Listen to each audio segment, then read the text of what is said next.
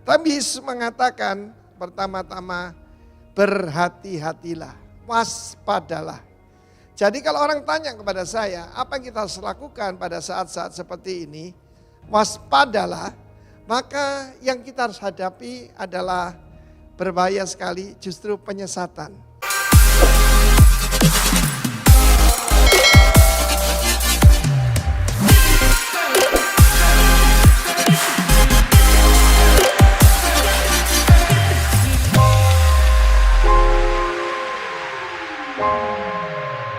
Shalom warga kerajaan, di dalam Matius 24 dan juga Lukas 21 ketika murid-murid bertanya kepada Yesus, waktu itu mereka ada di Bait Allah, di pelataran itu, maka mereka bertanya 3 hal.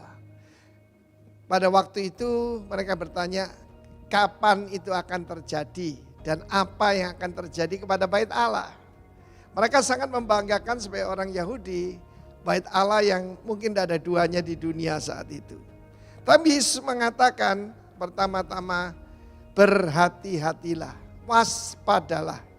Jadi kalau orang tanya kepada saya, apa yang kita harus lakukan pada saat-saat seperti ini?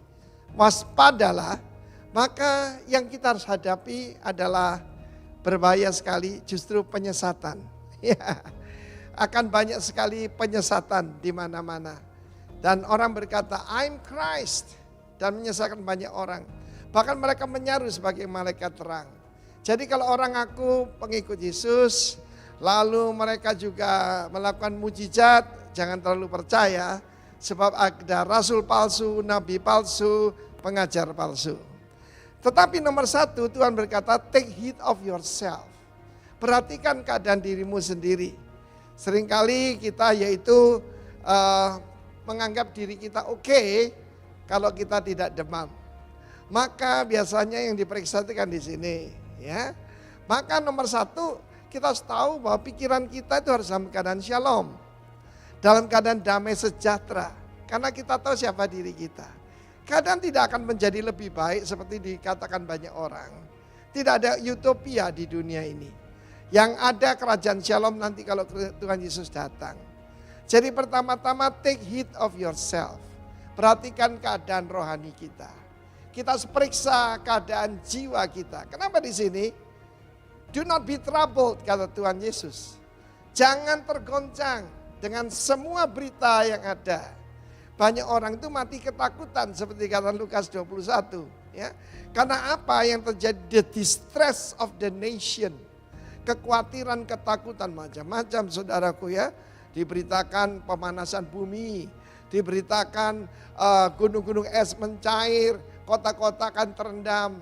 Saudara yang kasih Tuhan, nomor 1 yang harus kita lakukan, take heed of yourself.